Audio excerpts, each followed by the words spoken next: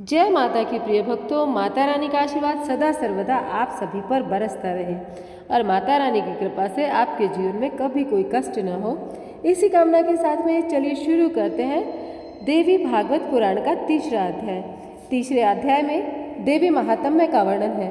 देवी द्वारा त्रिदेवों को सृष्टि आदि के कार्यों में नियुक्त करना, आदि शक्ति का गंगा आदि 5 रूपों में विभक्त होना और ब्रह्मा जी के शरीर से मनु तथा शत्रुपा का प्रादुर्भाव, दक्ष की कन्याओं से सृष्टि का विस्तार, आदि शक्ति द्वारा भगवान शंकर को भार्या रूप में प्राप्त होने का वर प्रदान करना।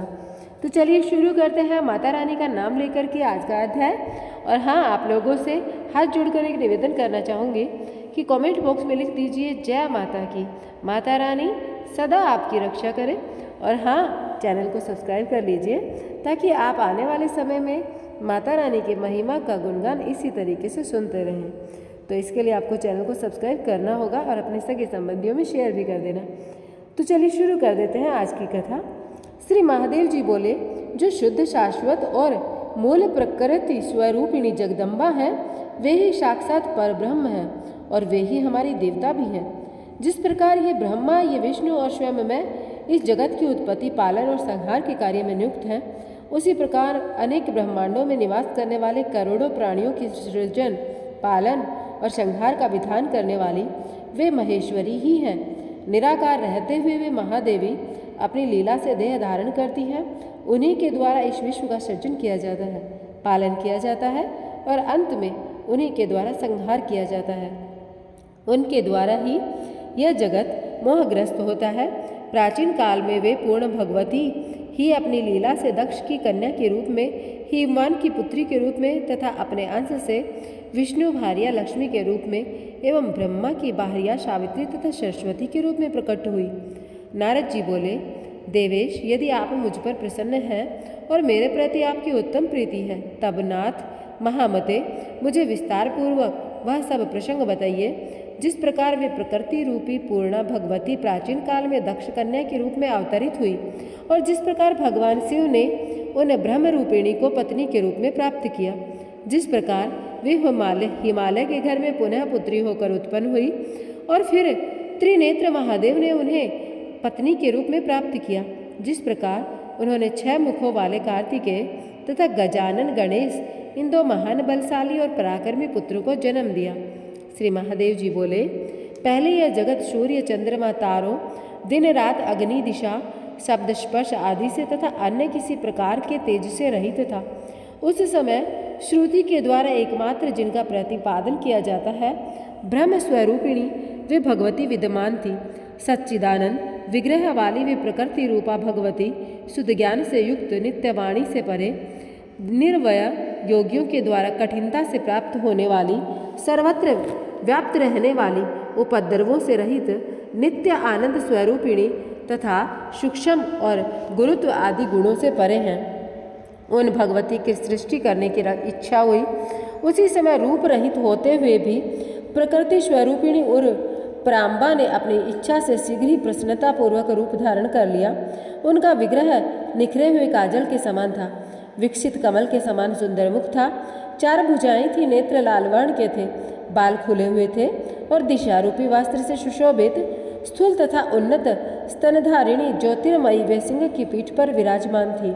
तदंतर उन्होंने अपनी इच्छा से अपने रजस, सत्व और तमोगुण के द्वारा शीघ्र ही चैतन्य रहित एक पुरुष की वृष्टि की। सत्व आदि तीनों गुणों से युक्त उस पुरुष को देखकर भगवती ने स्वेच्छा से उस पुरुष में सृष्टि करने की तथा इच्छा का समावेश किया। यह देखकर वह शक्तिमान पुत्र तीनों गुणों के आश्रय से ब्रह्मा, विष्णु और शिव नाम वाले 3 रूपों में प्रकट हो गया।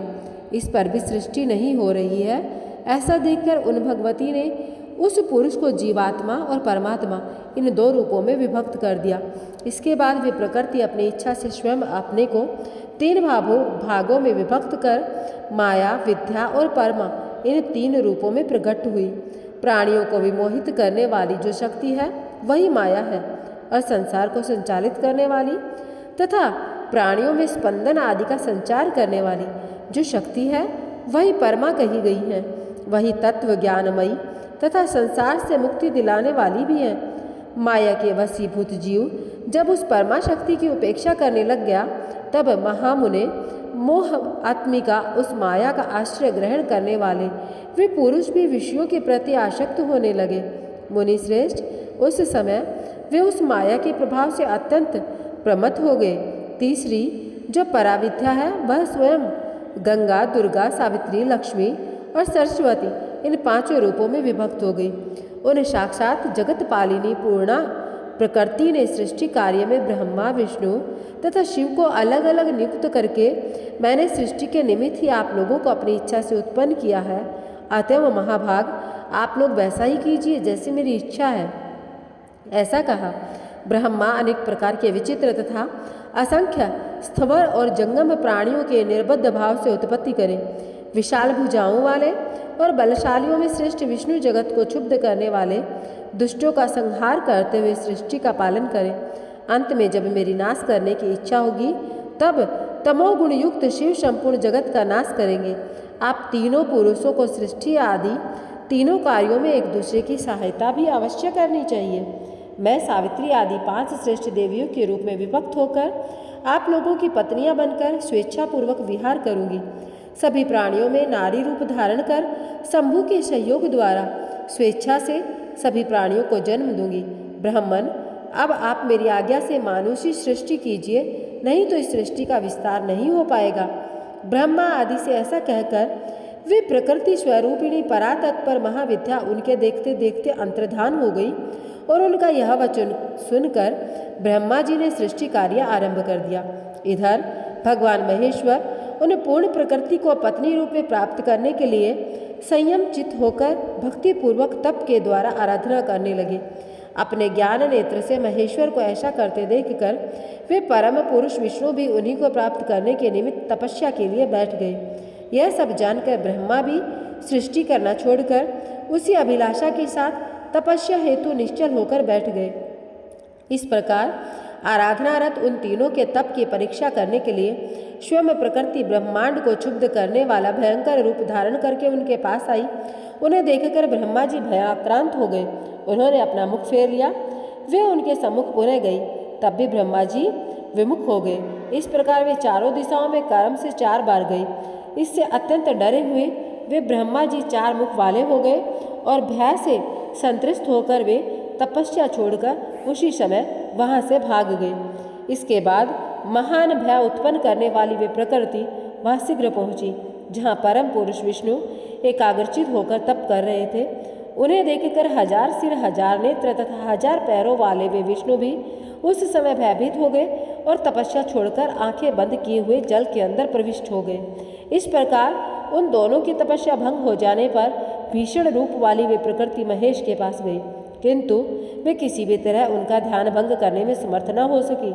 अपने विज्ञान विशेष से भगवान शिव भयंकर रूप वाली देवी प्रकृति की परीक्षा के लिए आई हुई जानकर समाधि में ही बैठे रहे। उससे अत्यंत प्रसन्न हुई प्रकृति स्वरूपिणी श्रेष्ठ भगवती, जो गंगा स्वरूप से स्वर्ग में स्थित है, भगवान शिव को देवी पूर्णा के स्वरूप में प्राप्त हुई। उन्होंने अपनी पूर्व प्रतिज्ञा के अनुसार अपने अंश से सावित्री होकर पति रूप में ब्रह्मा जी को प्राप्त किया। महामते, इसी प्रकार उन्होंने अपने ही अंश से लक्ष्मी होकर विष्णु को पति रूप में प्राप्त किया और अपने ही अंश से सरस्वती के भी रूप में वे भगवती प्रतिष्ठित हुई। इसके बाद महामते, समाधि भंग हो जाने के अनंतर उन लोक पितामह ब्रह्मा ने पृथ्वी आदि महाभूतों तथा अन्य तत्वों की उत्पत्ति करके मरीचि, अत्रि, पुलह, कृतु, अंगिरा, प्रचेता, वशिष्ठ, नारद, भृगु और पुलस्त्य इन 10 मानस पुत्रों का सृजन किया। महामते, ये सभी 10 पुत्र समान गुण प्रभाव वाले थे। इसके बाद उन्होंने दक्ष आदि प्रमुख प्रजापतियों तथा मनुष्यों की उत्पत्ति की। तदंतर उन्होंने मानसी पुत्री संध्या और मनोभव कामदेव को उत्पन्न किया तथा पुनः स्वर्ग, मृत्युलोक एवं पाताल लोक में स्त्री पुरुषों को विमोहित करने के लिए काम रूप उस पुरुष को स्वयं नियुक्त कर दिया और प्रजापति ब्रह्मा से सभी प्राणियों में विमोह उत्पन्न करने के उद्देश्य से उन्हें पुष्पमय धनुष तथा पुष्पमय 5 बाण प्रदान किए। तत्पश्चात ब्रह्मा जी ने अपने उत्तम शरीर को 2 भागों में विभक्त कर लिया। उनके शरीर के बाएं आधे भाग से शत्रुपा नामक सुंदर रूप वाली स्त्री उत्पन्न हुई और दाएं भाग से स्वयंभू नामक मनु उत्पन्न हुए। उन्होंने कामदेव के 5 पुष्पों बाणों से आहत मनोहर मुस्कान युक्त उस सुंदर अंगों वाली सतरूपा को भार्या के रूप में ग्रहण किया। मुने तत्पश्चात उन स्वयंभू मनु ने उस सतरूपा से 3 कन्याएं तथा 2 पुत्र उत्पन्न किए। देवर्षि वर वे आकुति, देवहूति और प्रसूति नाम की कन्याएं थीं तथा प्रियव्रत और उतानपाद नाम के पुत्र थे। उन्होंने आकुति नामक अपनी पुत्री प्रजापति को, मध्यमा पुत्री देवहूति ऋषि कृदम को तथा सुंदर स्वरूप वाली तीसरी पुत्री प्रसूति दक्ष प्रजापति को समर्पित कर दी। कृदम ने देवहूति से अरुंधति आदि 9 पुत्रियों की, वे पुत्रियां वशिष्ठ आदि ऋषियों की भार्याएं हुई। प्रजापति दक्ष की भी 14 कन्याएं हुई। अदिति, दिति, तनु, काष्ठा, अरिष्ठा, सुरसा, तिमि, मनु, क्रोधवशा, ताम्रा, विनता, क्रदु, स्वाहा और भानुमति, ये उन कन्याओं के नाम कहे गए हैं। उन्होंने उनमें से स्वाहा नाम की कन्या अग्नि को तथा शेष 13 कन्याएं ऋषि कश्यप को प्रदान की। कश्यप ने स्वयं उन पत्नियों से नानाविध प्रजाएं उत्पन्न की। तब उन प्रजाओं से संपूर्ण जगत व्याप्त हो गया। इस प्रकार भगवान ब्रह्मा ने इस सारे संसार की सृष्टि की रचना की। तदंतर देवी प्रकृति ने उन ब्रह्मा से कहा, महामते, द्विजगण तीनों संध्याओं में जिनकी उपासना करते हैं वे सावित्री मेरे अंश से उत्पन्न हुई हैं। वे सरस्वती तथा लक्ष्मी भी मेरे अंश से उत्पन्न हुई हैं, जिन्होंने अपनी लीला से तीनों लोकों के पालन करता विष्णु को पति रूप में प्राप्त किया। आप दोनों ब्रह्मा तथा विष्णु विषय आसक्त हो गए। देवर्षिवर उन साक्षात परा प्रकृति को पूर्ण रूप से पत्नी रूप में पाने की अभिलाषा करते हुए भी शिव परम योगी बने रहे।